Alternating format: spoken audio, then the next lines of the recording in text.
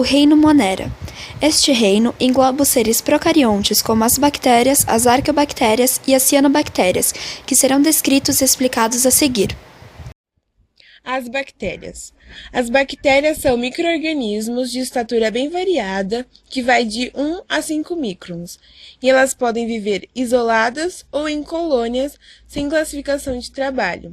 Características. O reino Monera abriga os seres procariontes, as bactérias, que possuem uma estrutura diferenciada, pois suas células não são compostas por organelas membranosas, como os cloroplastos, mitocôndrias, núcleo e etc., mas ainda são capazes de se alimentar, de conseguir energia e de reproduzir-se. A reprodução das bactérias ocorre por dois processos diferentes, reprodução assexuada e reprodução sexuada.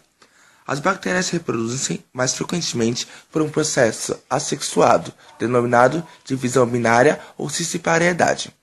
Em uma célula inicial, ocorre a duplicação do material hereditário que está ligado ao mesossomo. A célula começa a crescer e os mesossomos afastam-se, levando consigo um cromossomo. Logo após, a célula se divide, dando origem a duas células filhas, com a mesma bagagem hereditária.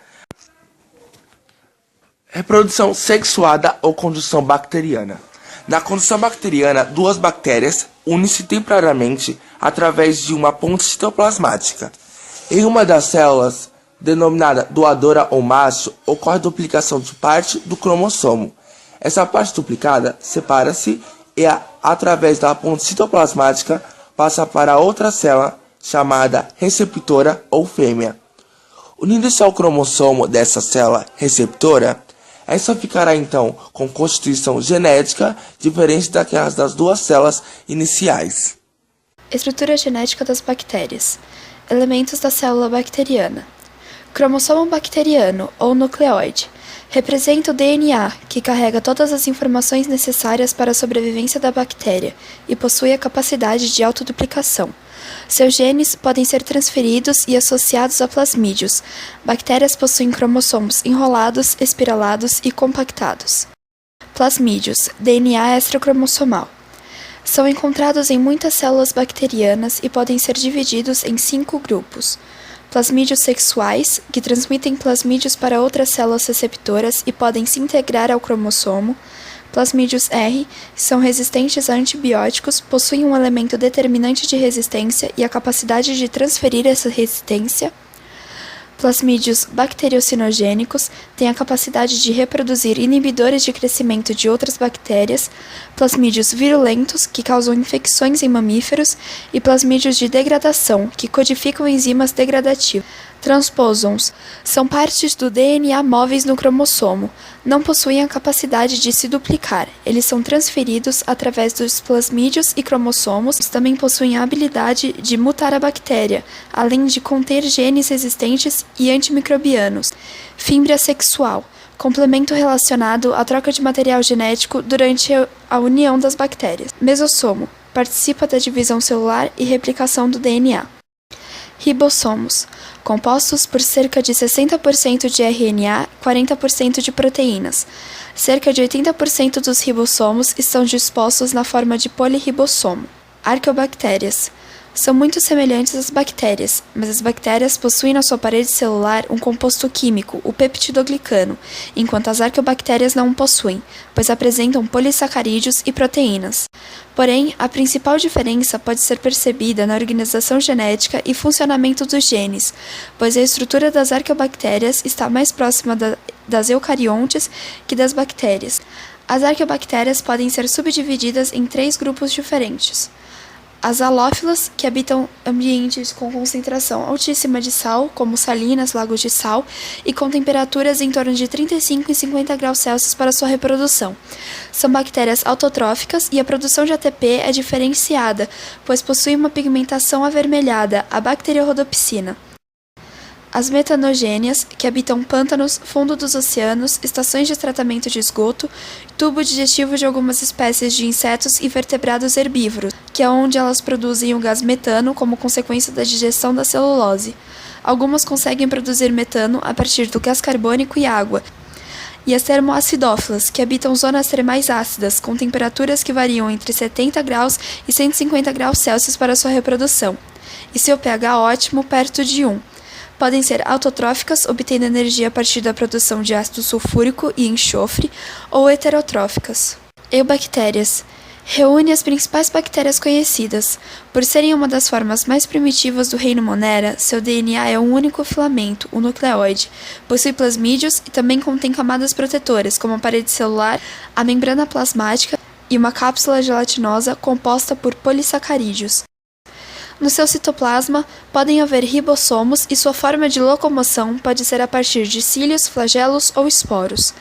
Sua reprodução é a partir da reprodução binária, onde ela aumenta o seu tamanho e se divide em duas com a mesma carga genética, mas podem alterar sua carga genética a partir da transformação, conjugação, transposição e transdução.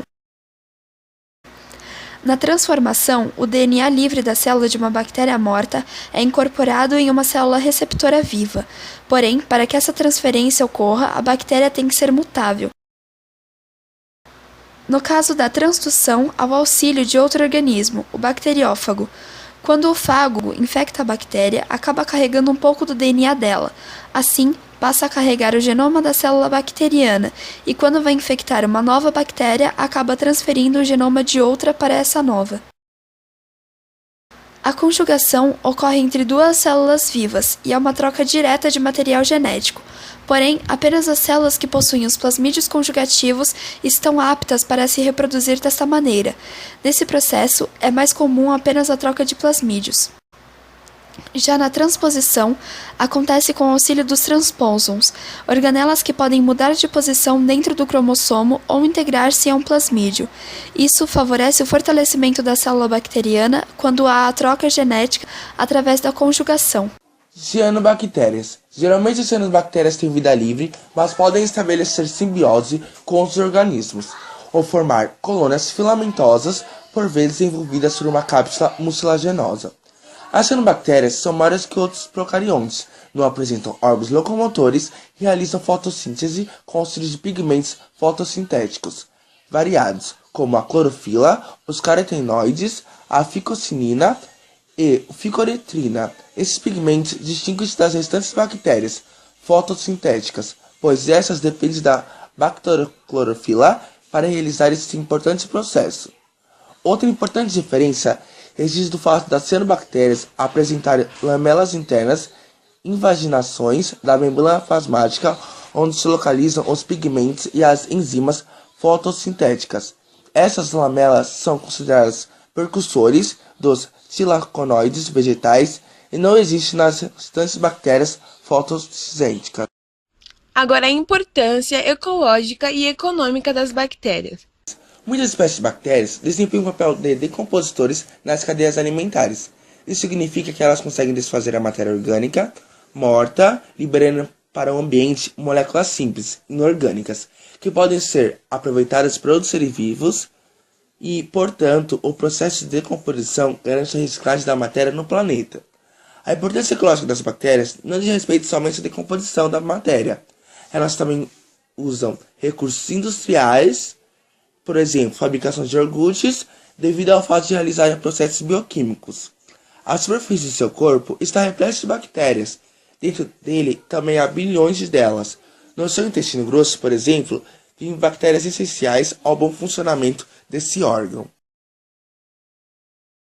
Essas bactérias, formando nódulos, vivem nas raízes de plantas chamadas leguminosas, cujos frutos têm forma de vagem, como soja, feijão, ervilha, alfafa, entre outras. Uma fração da matéria orgânica produzida pelas leguminosas por meio de fotossíntese é assimilada por essas bactérias que são heterótrofas. Estabelece-se assim uma relação de benefícios mútuos entre as bactérias Rhizobium e as leguminosas. Esse tipo de interação, no qual ambos os parceiros se beneficiam, é denominado mutualismo. Depois de colhidas as sementes das leguminosas, o agricultor pode enterrar as partes restantes, que funcionam como adubo verde. À medida que esse material enterrado vai se decompondo, sais nitrogenados vão sendo incorporados ao solo, tornando-o mais fértil. Bactéria e o ciclo do nitrogênio. As bactérias, elas se fixam no nitrogênio. Então, quando elas morrem, elas liberam nitrogênio, só que em forma de amônia, e que pode ser utilizado por outras plantas. Ou também é processado por algumas bactérias nitrificantes, que liberam nitrato como produto da sua atividade metabólica.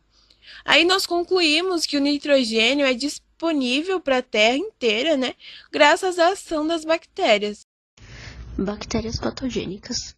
As bactérias patogênicas são aquelas que causam doenças como a tuberculose, pneumonia, tétano, meningite, entre outras.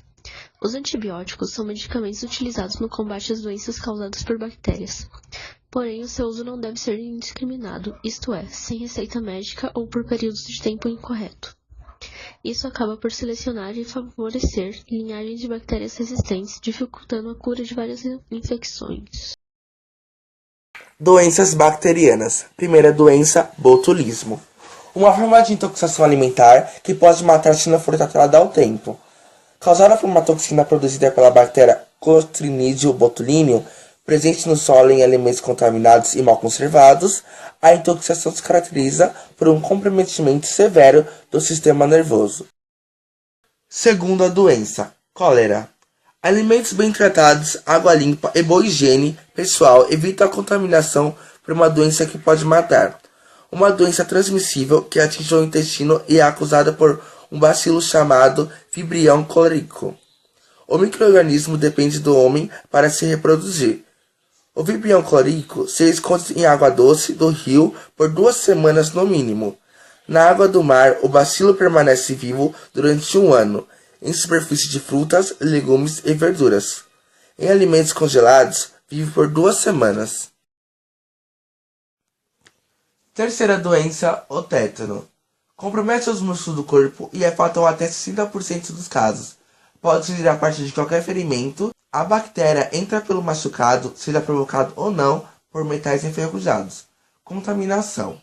O bacilo entra por qualquer ferida da pele, como queimaduras, pancadas, machucado ou cortes aparentemente tolos, como de uma unha roída. A bactéria costuma estar em objetos enferrujados, na terra, na poeira, em instrumentos cirúrgicos, não esterilizados principalmente. Bacteriófagos. Bacteriófagos são vírus que atacam somente os seres procariontes. Podem possuir DNA ou RNA e são formados apenas pelos nucleocapsídeos. Sua reprodução ocorre apenas dentro da célula hospedeira. Existem 2 ciclos para a reprodução dos fagos, o lítico e o lisogênico. No ciclo lítico, o fago invade a bactéria e interrompe suas atividades, passando a controlar a síntese de proteínas, que irão fazer parte da composição dos capsídeos a partir da utilização dos ribossomos. Esses capsídeos passam a envolver as moléculas dos ácidos nucleicos e novos vírus são criados. Estes são liberados quando ocorre a lise, que é o rompimento da célula hospedeira. No ciclo lisogênico, o vírus invade a célula hospedeira e incorpora seu DNA ao DNA da célula bacteriana. Assim, quando a célula realizar sua reprodução genética, irá reproduzir também o DNA viral, que acabará por contaminar as células filhas sempre que ocorrer a mitose.